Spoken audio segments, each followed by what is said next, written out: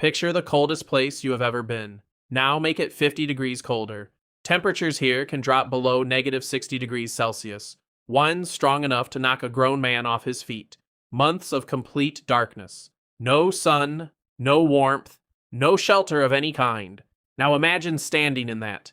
Not for an hour, not for a day, for over 2 months without eating, without moving from one spot, balancing something impossibly fragile on your feet the entire time.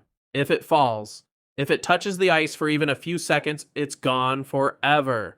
This isn't a survival challenge. This isn't a story about extreme human endurance. This is simply Tuesday for a male emperor penguin. Every single year, in the harshest environment on planet Earth, this bird does something that should be biologically impossible. Today, we're going inside the most extreme parenting story in the animal kingdom, and what it actually takes to keep new life alive in a place that seems determined to end it.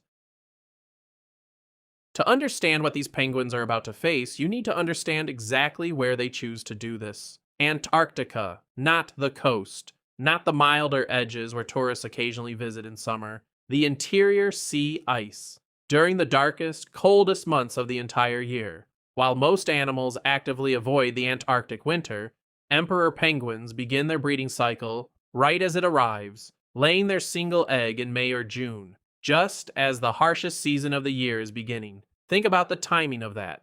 Every instinct you'd expect from a species trying to survive would say, wait for better conditions, wait for warmth, wait for daylight. Instead, they walk directly into the worst of it. Ambient temperatures during this period can plummet to negative 60 degrees Celsius. That's not a typo. Negative 60. Add in wind chill, and the effective temperature can feel even more extreme. There is no tree line here, no burrow to dig into, no cave, just open ice in every direction for hundreds of miles. And into this landscape, a female emperor penguin lays a single egg, then hands it over to her mate and walks away.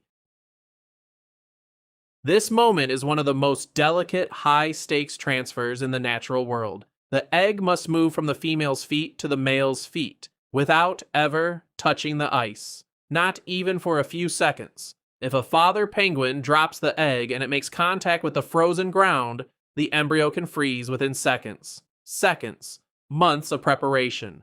The entire future of that chick, gone, in the time it takes to blink. Once the handoff is successful, the male tucks the egg onto the top of his feet and covers it with a specialized flap of skin called a brood pouch. Warm, featherless, rich with blood vessels, built for exactly one purpose. Beneath that pouch, the egg is kept at a stable temperature of approximately 36 degrees Celsius, while just inches away, on the other side of that thin layer of skin, the outside world sits at negative 60. A temperature difference of nearly 100 degrees, maintained by nothing but the body heat of a single bird, standing still, on open ice, for months. And now, the female turns and begins a journey of her own, walking away from her mate and her unborn chick toward the distant ocean, sometimes 50 miles or more away, to find food for the family that will need her when she returns, leaving him completely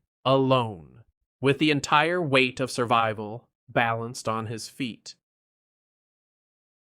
What happens next stretches the definition of endurance past anything most animals ever experience. The male emperor penguin incubates that single egg for approximately 64 days, more than 2 months. During this entire period, he does not eat, not once. He survives entirely on fat reserves built up before the breeding season began. When you account for the courtship period beforehand and the time spent waiting afterward for the female to return, some males endure a total fast of up to 4 months without any food at all. 4 months, in sub-zero temperatures, while standing largely still to conserve every possible calorie to protect a single egg that hasn't even hatched yet. There is no relief shift. No taking turns during this stretch, no stepping away to warm up, just standing, waiting, protecting, through darkness that can last nearly the entire day, through storms that would be lethal to almost any other animal caught exposed, alone, except for one thing. He's not actually alone at all. This is where emperor penguins reveal something extraordinary. A survival strategy so precise, scientists are still studying exactly how it functions. The huddle. Thousands of male penguins, sometimes more than 5,000 individuals, pressed together into an enormous, tightly packed group, using each other's body heat as a shared furnace. This isn't random crowding for comfort. Huddling can reduce individual heat loss by up to 50%, simply by minimizing each bird's exposed surface area to the freezing wind. Internal temperatures at the center of these huddles have been recorded reaching up to 37 degrees Celsius, nearly human body temperature, in the middle of an environment trying to kill them. But here's the part that fascinated researchers most. Every 30 to 60 seconds, tiny synchronized movements ripple through the entire huddle. Scientists studying this behavior have used traffic jam physics and thermal convection models to explain how these waves form and move.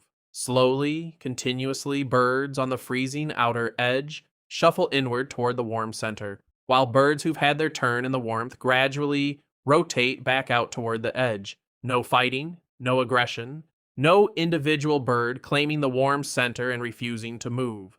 Just a constant cooperative rotation, ensuring that no single penguin freezes to death while others stay comfortable.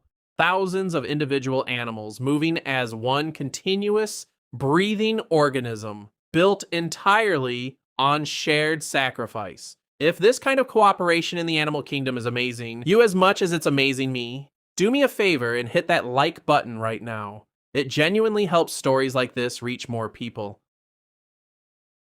While the males endure their long fast, the females are undertaking their own extraordinary journey, walking, sometimes tobogganing across the ice on their bellies to conserve energy.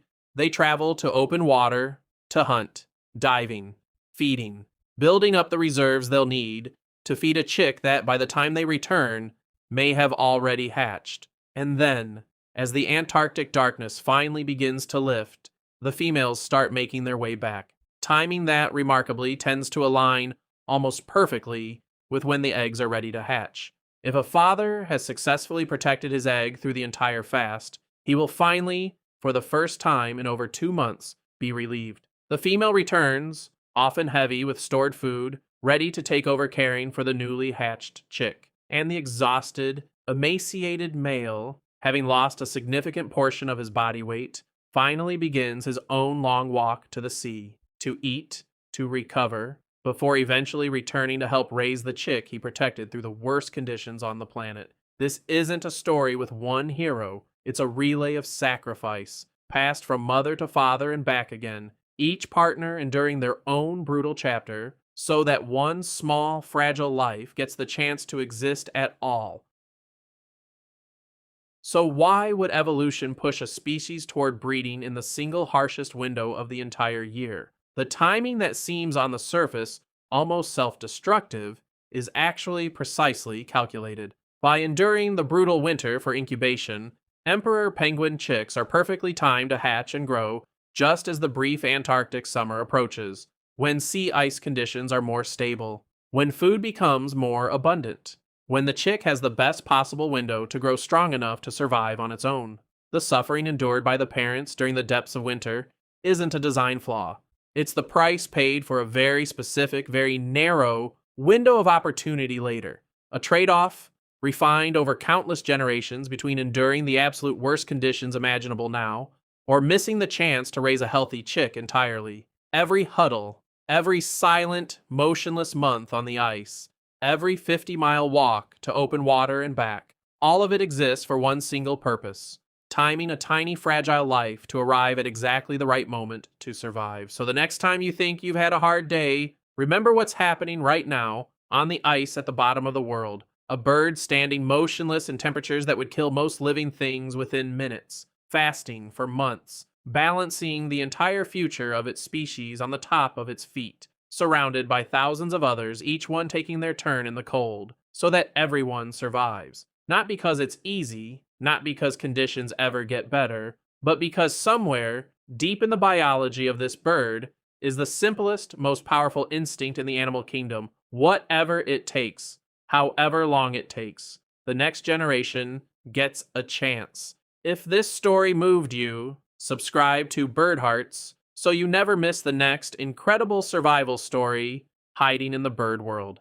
And tell me in the comments, could you survive even 1 week of what these penguins endure every single year? I'll see you in the next one, in the